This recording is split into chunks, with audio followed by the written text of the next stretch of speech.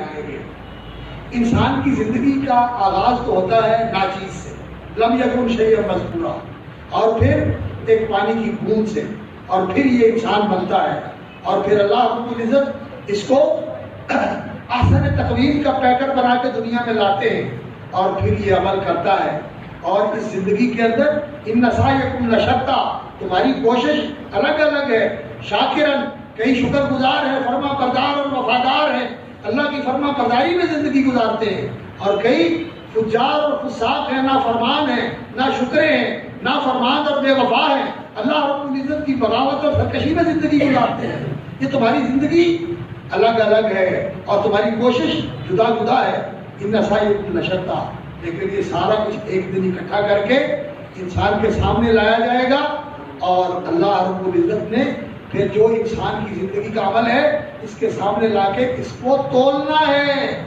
آخری نتیجہ جو ہے انسان کی زندگی کا عمل کے تولنے کی صورت میں سامنے آنے والا، یہ اس کتاب کا آخری باب ہے کہ عمل بھی تولے جائیں گے، قول بھی تولا جائے گا۔ وَأَنَّ أَعْمَالَ بَنِي آدَمَ وَقَوْلَهُمْ يُوزَنُ، اور یہاں یہ بات یاد رکھیں کہ وزن کس چیز کے اندر ہے؟ یہ اعمال جو ہیں ان کو تولا جائے گا۔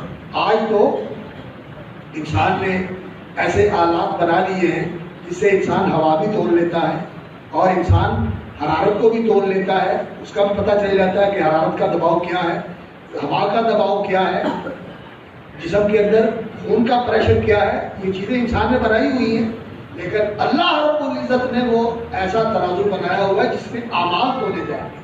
اور اعمال کیسے تولے جائیں گے؟ یہ اللہ رب العزت کا معاملہ ہے، اس نے تولنے ہیں جو علی کل شیء قدیر ہے۔ میری تیری عقل جو ہے یہ تو محدود عقل ہے، ہم تو صرف اپنے ماحول سے جن چیزوں کو دیکھتے ہیں انہی کے ساتھ سوچتے ہیں، اور انہی حدود و قیود کے اندر رہ کر ہم غور و فکر کرتے ہیں، لیکن اللہ رب العزت کو حدود و قیود سے مابرا ہے، اس کے لیے تو یہ حدود و قیود نہیں ہے، وہ تو ان سب سے مابرا ہے، وہ تو زمان و مکان سے بھی مابرا ہے، کوئی مکان اس کو محیط نہیں ہے اور کوئی زمان اس کو محیط نہیں ہے، زمانے کا بھی وہ خالق ہے، مکان کا بھی وہ خالق ہے، وہ اس سارے زمان و مکان سے مابرا ہے۔ اللہ رب العزت، زمانہ کس چیز کا نام ہے؟ زمانہ تو دن رات کا نام ہے، اس کے اندر کوئی چیز حرکت ہوتی ہے، اور مکان کیا ہے؟ جہاں کوئی چیز ہوتی ہے، لیکن اللہ رب العزت تو عرش کے اوپر ہے، جہاں یہ زمان و مکان سب ختم ہو جاتا ہے۔ تو اس لیے اللہ رب العزت کی جو ذات عالی ہے اس کے لیے یہ حدود و قیود سوچنا، اور پھر اس کے بعد فیصلے کرنا، یہ انسان اپنی حقیقت کو پہچان اور اپنے رب کی عظمت کو پہچان، اس کے بارے میں بات کرتے ہوئے کچھ نہ کہے، صرف وہی کہے جو اس نے کہا تو وہ حق ہے، ویسے ہی ہوگا۔ وَأَنَّ أَعْمَالَ بَنِي آدَمَ وَقَوْلَهُمْ يُوزَنُ وَقَالَ مُجَاهِدُ الْقِسْطَاسُ وَالْعَدْلُ بِالرُّومِيَّةِ، قرآن مجید میں اللہ رب العزت نے فرمایا وَزِنُوا بِالْقِسْطَاسِ الْمُسْتَقِيمِ، سیدھے ترازو کے ساتھ ہو۔ تو قسطاس کا معنی ترازو بھی ہے، اور قسطاس کا لفظ جو ہے امام مجاہد تفسیر کے بہت بڑے عالم ہیں، مجاہد ابن جبر عبداللہ ابن عباس کے شاگرد تھے، وہ کہتے ہیں کہ یہ قسطاس کا لفظ جو ہے یہ رومی زبان میں بھی اس کے قریب لفظ موجود ہے، قسطس اور جسٹس، جسٹیفائی کرنا، جسٹس جج، منصف، اور جسٹس کا معنی ہوتا ہے القسطاس العدل، انصاف۔ تو رومی زبان جو لاطینی زبان ہے، یونان اور اٹلی کی زبان کا اصل، بلکہ ساری یورپی زبانوں کا اصل لاطینی زبان ہے، یہ اس زبان کا لفظ ہے، اس میں بھی ہے اور عربی زبان میں بھی ہے۔ تو قسطس اور جسٹس یہ ایک دوسرے کے قریب قریب، تو وہ کہتے ہیں کہ یہ رومی زبان کے اندر عدل کے معنی میں استعمال ہوتا ہے، اور یہ ساری زبانیں پیچھے جا کر ایک ہی زبان بن جاتی ہے، حضرت آدم علیہ السلام کی زبان، اور معلوم یہ ہوتا ہے کہ آدم علیہ السلام کی جو زبان تھی نا، یہ وہی زبان ہے جو قرآن کی زبان تھی، اسی زبان سے آگے دوسری زبانیں ساری بنی ہیں، اور پھر لہجے بدلتے گئے اور ان کے اندر اختلاف بڑھتا گیا، اور جس طرح اللہ نے شکلیں جدا جدا بنا دی، رنگ جدا جدا بنا دیے، جاپانیوں کی، چینیوں کی، کورین کی شکلیں، اور ایرانیوں اور یونانیوں اور یورپین کی شکلیں، اور ہمارے ادھر بر صغیر کے رہنے والوں کی، پنجابیوں، پٹھانوں اور کشمیریوں کی شکلیں، اور یہ نیپالیوں اور سیلونیوں اور مالدیپ کے جزائر کے لوگوں کی شکلیں، انڈونیشین کی شکلیں، یہ اللہ رب العزت نے الگ الگ بنائی ہوئی ہیں، زبانیں بھی الگ الگ بنائی ہوئی ہیں۔ تو اصل زبان ان کی ایک ہی ہے، جیسے نسل ایک ہے اس طرح زبان بھی ایک ہے، دنیا میں آنے کا پروسیس بھی ایک ہے، جانے کا پروسیس بھی ایک ہے، رب بھی ایک ہے اور دین بھی ایک ہے، دین بھی ایک ہے، اور وہ کیا ہے؟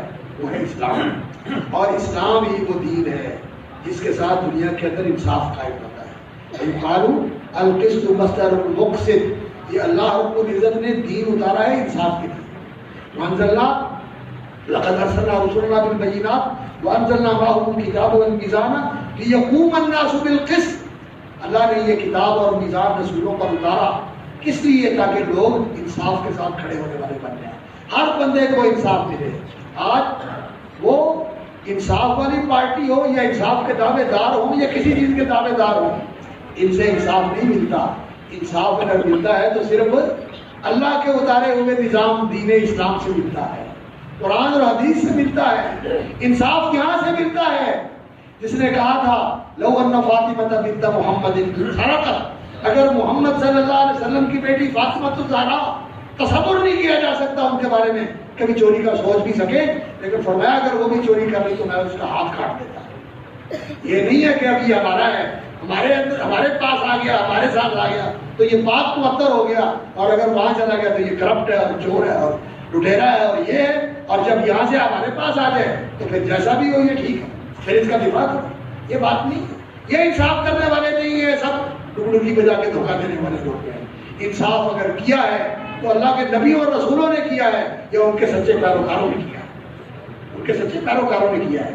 اور آج بھی اگر انصاف ملے گا تو اس دین کی سے ملے گا انصاف، اس لیے ہمیں اس دین کی طرف آنا چاہیے اور اپنے معاملات کو دین کی روشنی میں حل کرنا چاہیے۔ یقال والقسط مصدر المقسط وهو العادل، یہ امام بخاری رحمۃ اللہ علیہ کا بہت خوبصورت طریقہ ہے کہ وہ علمی نکات اور لطائف اور بہت قیمتی چیزیں ساتھ ساتھ چلتے چلتے بیان کرتے جاتے ہیں۔ تو القسط کا لفظ قرآن مجید میں آیا ہے، شاہد اللہ انہ لا الہ الا هو والملائکۃ واولو العلم قائما بالقسط کونوا قوامین بالقسط شہداء للہ۔ قسط عدل کے معنی میں قرآن میں آیا ہے، لیکن دو لفظ اور بھی آئے ہیں، ان اللہ یحب المقسطین، مقسط اور قاسط۔ محمد قاسطون حکام بجہنم حطبا، قاسط یہ ظالم کے معنی میں ہے اور مقسط منصف کے معنی میں ہے۔ تو امام بخاری رحمۃ اللہ نے یہ حقیقت بتائی کہ یہ قسط کا لفظ جو ہے، یہ لفظ تو قاف سین فا، اس کا معنی عدل ہے، لیکن جب مقسط ہوتا ہے تو یہ منصف کے معنی میں ہوتا ہے، جب قاسط ہوتا ہے تو یہ جائر اور ظالم کے معنی میں ہوتا ہے۔ یہ حقیقت بیان کرنے کے بعد پھر اپنی سند کے ساتھ کہتے ہیں حدثنا احمد بن اشکاب، یہ امام بخاری کے استاد ہیں، اصل کوفی تھے، مصر میں چلے گئے، وہیں وفات ہوئی 218 میں، اور امام بخاری رحمۃ اللہ علیہ نے ان سے یہ حدیث سنی۔ اعلیٰ حدثنا محمد بن فضیل، یہ محمد بن فضیل الزبی، یہ بھی کوفی ہیں، یہ بھی کوفے کے رہنے والے تھے، اور وہ کہتے ہیں ان عمارۃ بن القعقاع، یہ بھی کوفے کے رہنے والے ہیں، عمارۃ بن القعقاع، یہ شبرمہ ابن القعقاع اور عمارۃ بن القعقاع، عبداللہ ابن شبرمہ، یہ ابن شبرمہ جو تھے یہ بہت بڑے قاضی اور امام ابو حنیفہ رحمۃ اللہ علیہ کے ہم زمانہ تھے، یہ ان کے بھتیجے ہیں، عمارۃ بن القعقاع، قعقاع ابن شبرمہ اور عبداللہ ابن شبرمہ۔ تو یہ قعقاع جو ہیں یہ محمد ابن فضیل ابن غزوان کے استاد ہیں، اور وہ شاگرد ہیں ابو زرع کے۔ ابو زرع بھی یہ حضرت ابو ہریرہ کی طرح اپنی کنیت سے ہی معروف ہے، ان کا نام حرم بھی بتایا گیا ہے، عمر بھی بتایا گیا، عبداللہ بھی بتایا گیا ہے، لیکن یہ اپنے اسی نام سے معروف تھے، ابو زرع عن ابی ہریرہ۔ حضرت ابو ہریرہ کا نام عبد الرحمن بھی بتاتے ہیں، اور بھی نام ان کے ذکر کیے گئے ہیں، لیکن وہ مشہور اپنی کنیت کے ساتھ ابو ہریرہ کے ساتھ ہیں۔ حضرت ابو ہریرہ رضی اللہ تعالیٰ عنہ کے یہ خاص شاگرد تھے ابو زرع رحمۃ اللہ علیہ۔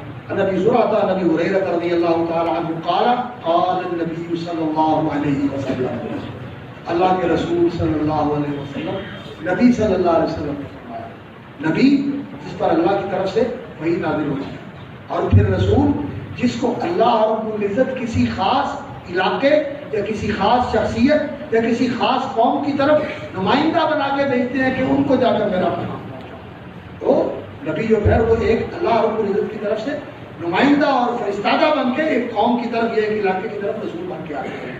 تو رسول اکرم صلی اللہ علیہ وسلم نبی بھی تھے اور خاتم الرسل تھے، اور نبی صلی اللہ علیہ وسلم نبی بھی تھے اور خاتم الانبیاء تھے۔ اور آپ صلی اللہ علیہ وسلم کی ذات گرامی پر اللہ نے نبوت اور رسالت مکمل فرما دی. آپ کے بعد نہ کوئی نبی آنے والا ہے نہ کوئی رسول آنے والا ہے. اور اللہ رب العزت نے آپ کی نبوت اور رسالت آپ کی ذات اقدس پر مکمل فرما کے آپ کی نبوت اور رسالت آنے والے زمانوں کے لیے اللہ رب العزت نے ایمان لانا اور تصدیق کرنا ضروری قرار دیا. اور پھر یہ اللہ تعالیٰ نے انتظام فرما دیا کہ آپ کے فرامین اور آپ کی سنتیں اور آپ کا طریقہ اور آپ کی زندگی یہ لوگوں کے اندر محفوظ ہے. اس کو کھول کے دیکھ لیں, جان لیں کہ اللہ کے رسول کیا کہہ رہے ہیں اور اللہ کے رسول صلی اللہ علیہ وسلم نے کیا کیا. نبی صلی اللہ علیہ وسلم ایک ایسی تاریخ کے اندر یا ایک ایسے تاریخی دور کے اندر اللہ تعالیٰ نے مبعوث فرمائے جو پوری تاریخی روشنی کا دور ہے. تاریخ کی روشنی فل ہے. اس فل لائٹ روشنی کے اندر رسول اکرم صلی اللہ علیہ وسلم کو مبعوث کیا اور پھر آپ کی زندگی کا پورا ریکارڈ ہمارے سامنے موجود ہے. ہم جان سکتے ہیں, ہم سن سکتے ہیں کہ اللہ کے رسول نے کیا کہا تھا, ہمارے پاس موجود ہے. اللہ کے رسول صلی اللہ علیہ وسلم نے کیا کیا تھا, ہمارے پاس اس کا ریکارڈ موجود ہے. وہی حضرت امام بخاری رحمۃ اللہ علیہ نبی صلی اللہ علیہ وسلم کا فرمان ذکر کرتے ہیں, قال النبی صلی اللہ علیہ وسلم کلمتان, دو کلمے ہیں, حبیبتان الی الرحمن, جو اللہ رب العزت کو بہت محبوب کلمے ہیں. اللہ تعالیٰ یہ کلمے سن کر خوش ہوتے ہیں. جب یہ کلمے کسی زبان سے ادا ہوتے ہیں تو اللہ کو پیارے لگتے ہیں. جس زبان سے ادا ہوتے ہیں وہ زبان بھی اللہ کو پیاری لگتی ہے, اور جس بندے کی وہ زبان ہے وہ بندہ بھی اللہ کو پیارا لگتا ہے. کلمتان حبیبتان الی الرحمن, یہ اللہ رحمان کو محبوب ہے. یہ رحمان بھی اللہ رب العزت کا وہ نام ہے, جیسے اللہ تعالیٰ کا ذاتی نام ہے, کسی اور کے لیے نہیں بولا جا سکتا. اسی طرح الرحمن بھی اللہ رب العزت کا یہ وہ صفاتی نام ہے جو اللہ کی ذات کے لیے مخصوص ہے. اور اللہ یہ الالہ سے بنا ہے اللہ, اور اس کا معنی یہ ہوتا ہے کہ وہ ذات واجب الوجود جو تمام خوبیوں اور کمالات سے متصف ہے, اور اس کی ذات اقدس کے اندر کوئی نقص نہیں ہے, اس ذات عالی کے اندر کوئی نقص اور عیب نہیں ہے. تو اللہ تعالیٰ کی سارے اسماء و صفات کا جامع نام اللہ, اور جو اللہ رب العزت کے جمال و کمال والی صفتیں ہیں ان ساری صفات کا جامع نام الرحمن ہے. یہ کائنات ساری کیا ہے؟ یہ اللہ کی رحمت کا ظہور ہے, یہ اللہ کی ربوبیت, یہ اللہ کی رزاقیت, یہ اللہ رب العزت کی عنایات, یہ اس کے انعامات, یہ اس کے احسانات, یہ اس کی نوازشیں, یہ اس کے عطیے, جو کچھ ہے یہ سب کیا ہے؟ یہ اللہ کی رحمت کا اظہار ہے. الرحمن یہ اللہ رب العزت کی رحمت ہے. اللہ اکبر. حبیبتان الی الرحمن, یہ رحمان کو بہت پیارے ہیں. خفیفتان علی اللسان, اور زبان پر بہت ہلکے ہیں, ادا کرنے میں یہ بھاری اور بوجھل نہیں ہے. ثقیلتان فی المیزان, بولنے میں ہلکے اور سہل آسان, لیکن ترازو وہ جو اعمال کا ترازو ہے اس کے اندر بہت بھاری اور وزنی. ثقیلتان فی المیزان, اس وزنی اس ترازو کے اندر بہت وزنی, اور وہ ترازو اتنا بڑا ترازو ہے.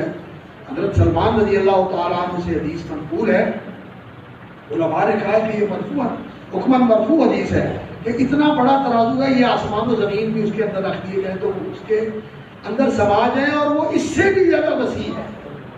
فرشتوں نے اسے دیکھ کر کہا یا اللہ اس پہ تولا کیا جائے گا؟ فرمایا میرے بندوں کے اعمال تولے جائیں گے, اس میں اتنے بڑے بڑے اعمال لے کے آئیں گے جو اس ترازو کے اندر تولے جائیں گے. اور یہ اعمال کیسے بڑے ہو جاتے ہیں؟ نبی صلی اللہ علیہ وسلم نے فرمایا الحمدللہ تملأ المیزان, یہ ترازو جو میزان ہے اعمال کا, جو اتنا بڑا ہے کہ زمین و آسمان اس میں آ جائیں تو وہ اس کو سنبھولے, اس کو اپنے اندر سنبھالے, اور وہ اس سے بھی بڑا ہے. نبی صلی اللہ علیہ وسلم نے فرمایا الحمدللہ, جس وقت انسان دل سے الحمدللہ کہتا ہے ساری کائنات اس کے ساتھ شامل ہو جاتی ہے, اس لیے کہ کائنات کی ہر چیز بھی الحمدللہ کہہ رہی ہے. جب میں کہتا ہوں تو کائنات بھی کہتی ہے. تو پھر انسان کا یہ کلمہ اتنا عظیم کلمہ ہے کہ یہ اس ترازو کو بھر دیتا ہے.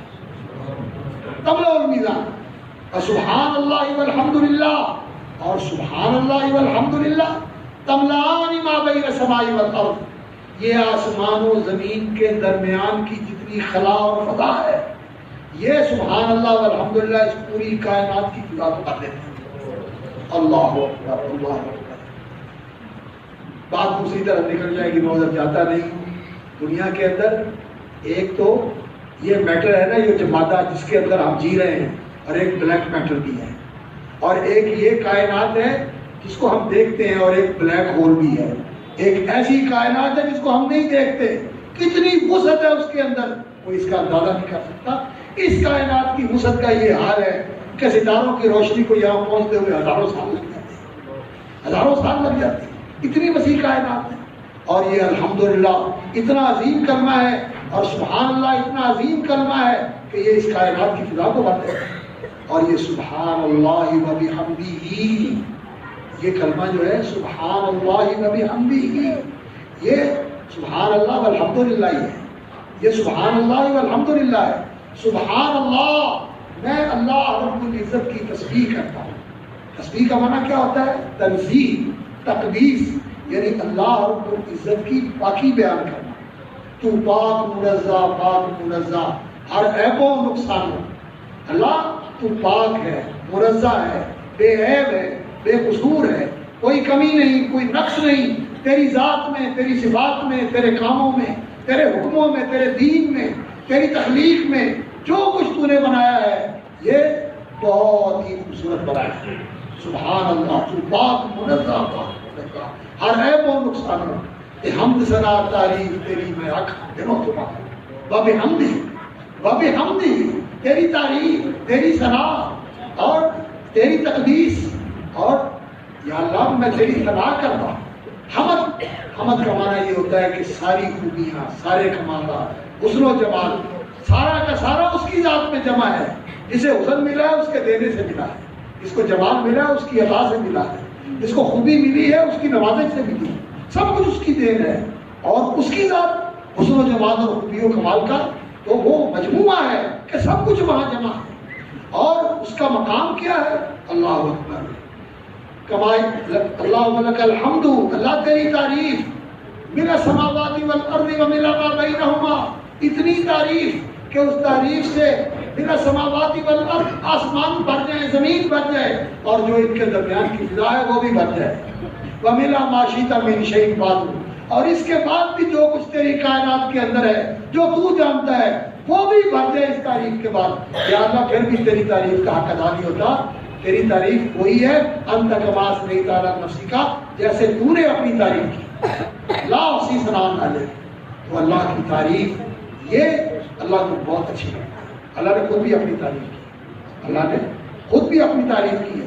الحمدللہ رب العالمین، الحمدللہ خلق السماوات والارض، الحمدللہ الذی انزل علی عبدہ الکتاب، یہ قرآن اتارنے پہ تعریف کی، آسمان و زمین پیدا کرنے پہ تعریف کی۔ الحمدللہ الذی لہ ما فی السماوات والارض، اپنی ساری کائنات کا اقتدار اور اختیار اپنے پاس ہونے پر اپنی تعریف کی، اپنے فرشتوں کو پیدا کرنے پر اپنی تعریف کی۔ جنتی لوگ اللہ کی تعریف کرتے ہیں، بلکہ اس کائنات کا ذرہ ذرہ وَإِن مِّن شَيْءٍ إِلَّا يُسَبِّحُ بِحَمْدِهِ، ہر چیز اللہ رب العزت کی تعریف کرتی ہے۔ يُسَبِّحُ لَهُ السَّمَاوَاتُ السَّبْعُ وَالْأَرْضُ وَمَن فِيهِنَّ، زمین و آسمان کی ہر چیز اور زمین و آسمان اللہ کی تسبیح اور تعریف کے اندر ہر وقت مگن اور مشغول لسان۔ تو اللہ رب العزت کی تعریف کرنی چاہیے۔ اور یہ سبحان اللہ و بحمدہ ایسا کلمہ ہے، نبی صلی اللہ علیہ وسلم نے فرمایا کہ اگر انسان 100 بار پڑھ لے تو اللہ رب العزت سمندروں کے پانی میں جتنے بھی گناہ ہو تو معاف کر دے، لیکن صغیرہ گناہ معاف کرتے ہیں اللہ۔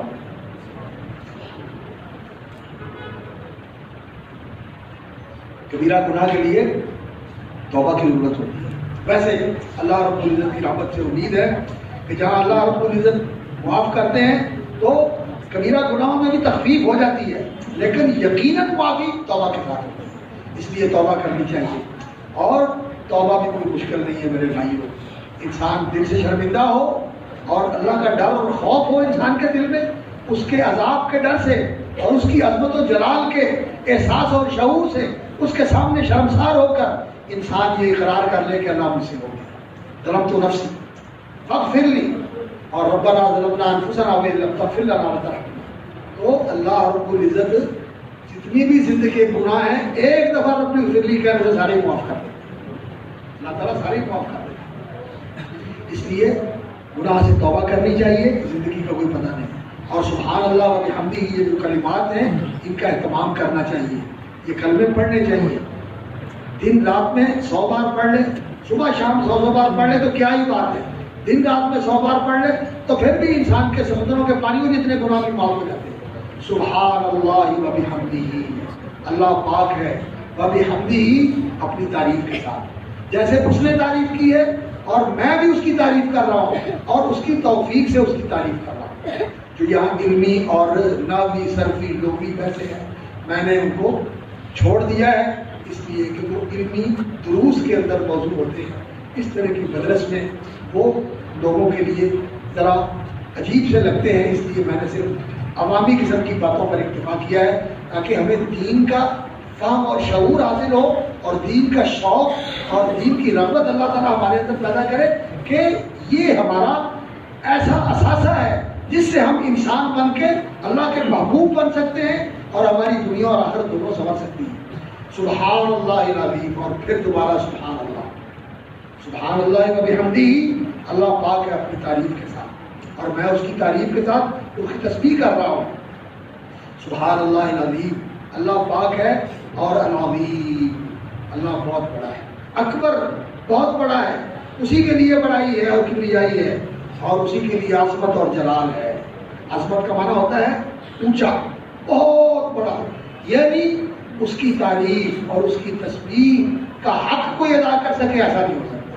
جتنا بھی کسی نے کیا ہے, جتنا بھی کسی مخلوق نے, ساری مخلوقات نے مل کر بھی اللہ کی تسبیح و تقدیس کی ہے, اس کی حمد و ثنا کی ہے, وہ اللہ رب العزت اس سے بڑھ کر ہے, اس سے بڑھ کر, یعنی اس کا اعتراف انسان کرے. سبحان اللہ و بحمدہ, سبحان اللہ العظیم. اور امام بخاری رحمۃ اللہ علیہ نے ان کلمات پر جو اس کتاب کو ختم کیا, اس میں بھی ایک بڑا نقطہ ہے کہ جس مجلس کا اختتام سبحانک اللہم و بحمدک اشہد ان لا الہ الا انت استغفرک و اتوب الیک, ان کلمات کے اوپر ہو تو یہ کلمات مہر بن جاتے ہیں. اگر وہ خیر کی مجلس تھی تو وہ نیکی محفوظ ہو جاتی ہے, اور اگر کوئی غفلت کوتاہی کی مجلس تھی تو اس کا کفارہ بن جاتا ہے. اور ایک بڑی عجیب بات ہے کہ جنتی جب جنت میں جائیں گے, زندگی کا آخر یہی ہے نا کہ اللہ تعالیٰ جنت میں نصیب کر, اعمال کا وزن ہو اور انسان کا وزن نیکیوں کا بھاری ہو جائے اور اللہ رب العزت رجعت کا فیصلہ کر دیں, تو آخر میں پھر اللہ رب العزت کی رحمت اور اللہ کے احسان سے انسان جنت میں چلا جائے, تو جنت میں جا کے پھر انسان کا دعویٰ کیا ہوگا؟ ان الذين آمنوا وعملوا الصالحات يهديهم ربهم بإيمانهم تجري من تحتهم الأنهار في جنات النعيم. یا اللہ ہمیں نصیب فرما جو ایمان لائے. ان الذين آمنوا وعملوا الصالحات يهديهم ربهم بإيمانهم, اللہ تعالیٰ ان کے ایمان سے ان کی رہنمائی کرے گا. کس چیز کی طرف؟ جنت کی طرف. يهديهم ربهم بإيمانهم تجري من تحتهم الأنهار في جنات النعيم دعواهم فيها سبحانك اللهم. وہاں جا کر ان کا دعویٰ یہی ہوگا سبحان اللہ, سبحانک اللہم, سبحان دعواہم فیہا سبحانک اللہم. جب اللہ کی تسبیح کریں گے جنت میں پہنچ کر, جنتی جنت کی نعمتیں اور اس کی آرائشیں اور اس کی بہاریں اور اس کی خوشیاں دیکھ کر سبحان اللہ, دعواہم فیہا سبحانک اللہم وتحیتہم فیہا سلام, اور فرشتے انہیں سلام کہیں گے اور اللہ کی طرف سے بھی سلام کہا جائے گا, سلام قولا من رب الرحیم. تو پھر اللہ کا دیدار بھی ہوگا اور اللہ کا سلام بھی ملے گا. وآخر دعواہم ان الحمد للہ رب العالمین, اور آخر میں الحمدللہ رب العالمین کہیں گے, اور پھر ساری خوشیاں مکمل ہو جائے گی اللہ کا دیدار کر کے, اللہ کا سلام لے کر, اور جنت کے اندر پہنچ کر. یہاں امام بخاری رحمۃ اللہ علیہ نے اس کتاب کو ختم کیا ہے. اللہ رب العزت سے دعا ہے کہ اللہ تعالیٰ ہمیں بھی اسی طرح اس کتاب کو اپنانے کی توفیق عطا فرمائے, جس طرح امام بخاری رحمۃ اللہ علیہ نے فرمایا تھا کہ میں نے یہ کتاب لکھی ہے اور میں نے اس کو اپنے لیے اللہ کی بارگاہ میں پیش کرنے کے لیے حجت بنایا ہے. یہ کتاب لے کے جاؤں گا کہ مولا لکھ کے لایا ہوں اور عمل کر کے آیا ہوں. ہمیں بھی اللہ تعالیٰ اس کی توفیق عطا فرمائے. اور میں اپنی بیٹیوں سے بھی یہ کہوں گا کہ آپ نے اس جامعہ میں سبق لیا ہے, درس لیا ہے, تربیت لی ہے ہمارے حضرت حافظ صاحب کی نگرانی میں, اور ان کی نگرانی میں کام کرنے والی معلمات, مربیات اور اساتذہ اور مدرسین, اور اس جامعہ کی نسبت ہے خدیجۃ الکبریٰ کے ساتھ. اللہ اکبر. اسلام کی وہ عظیم خاتون جن کو رسول اکرم صلی اللہ علیہ وسلم کی زندگی کا اس دور میں ساتھ نصیب ہوا جب نبی صلی اللہ علیہ وسلم کی زندگی کا بڑا مشکل دور تھا، انہوں نے اس وقت نبی صلی اللہ علیہ وسلم کا ساتھ دیا. اور پھر وہ خاتون تھی جن کے بارے میں نبی صلی اللہ علیہ وسلم نے فرمایا مردوں میں تو بڑے کامل ہوئے ہیں لیکن عورتوں میں تھوڑی کامل ہوئی ہیں. جو کامل عورتیں ہوئی ہیں ان میں فرعون کی بیوی آسیہ تھی اور مریم صدیقہ تھی اور محمد رسول اللہ صلی اللہ علیہ وسلم کے حرم اور ہماری ماں حضرت سیدہ خدیجہ طاہرہ رضی اللہ تعالیٰ عنہا، یہ کامل خاتون تھی. اور اللہ رب العزت کے ان کو سلام آئے، اللہ کی طرف سے سلام آئے ہیں. جبریل امین نے سلام کیا، اللہ کا سلام پہنچایا اور فرمایا ان کو بشارت دے دو جنت کے اندر ایسے محل کی لا صحب فی بیت من قصب، جو محل موتی کا بنا ہوا ہے، موتی کا بنا ہوا ہے، اور لا صحب فیہا ولا نصب، جس میں کسی چیز کے لیے کسی کو پکار کے کہنا نہیں پڑے گا یہ کرو، اور کسی کام سے تھک کے انسان تھکن کا شکار نہیں ہوگا، سارا کام خود بخود ہی ہوتا چلا جائے گا اور انسان کے دل میں آ جائے گا اور وہ کام ہو جائے گا. ایسے محل کی بشارت دے دو. تو اس محل اس نسبت نام کی نسبت کو ملحوظ رکھیں اور اس کردار کو اپنانے کی کوشش کریں اور اس دین کو اپنی زندگی کے اندر، اپنے ماحول کے اندر، اپنے خاندانوں کے اندر، اپنے علاقوں کے اندر عمل کے ساتھ زندہ کریں، تعلیم کے ساتھ بھی اور عمل کے ساتھ بھی. اور اللہ رب العزت آپ کا پڑھنا پڑھانا قبول فرمائے اور اللہ رب العزت آپ کو دین کی ایسی خادمات اور ایسی مبلغات اور دین کا ایسی عملی نمونہ بنائے کہ آپ کی زندگی سے روشنی پھیلے، آپ کی زندگی سے دین کا نور پھیلے اور لوگوں کو دین کی طرف توجہ اور رجوع اور دین کی طرف اقبال اور انابت نصیب ہو. اور اللہ تعالیٰ اس ادارے کو قائم رکھے. ہمارے محترم بزرگ ہیں، ہمارے والد صاحب کے اور ہمارے اہلیہ صاحب کے بھائیوں اور ساتھیوں میں سے ہیں، اللہ ان کو سلامت رکھے. سچی بات ہے ان کو دیکھ کر بزرگ یاد آتے ہیں اور دل جو ہے ان کی محبت سے، ان کی محبت سے اور ان کی محبت سے بھر جاتا ہے. اللہ تعالیٰ ان کا سایہ آسمان سلامت رکھے اور اللہ رب العزت کی اداروں کو قائم رکھے اور ہمارے دینی ذوق شوق کو بڑھائیں اور ہمارے دین کی حفاظت فرمائیں، دین پہ استقامت بخشے. سبحان ربک رب العزت عما یصفون وسلام علی المرسلین والحمد للہ رب العالمین.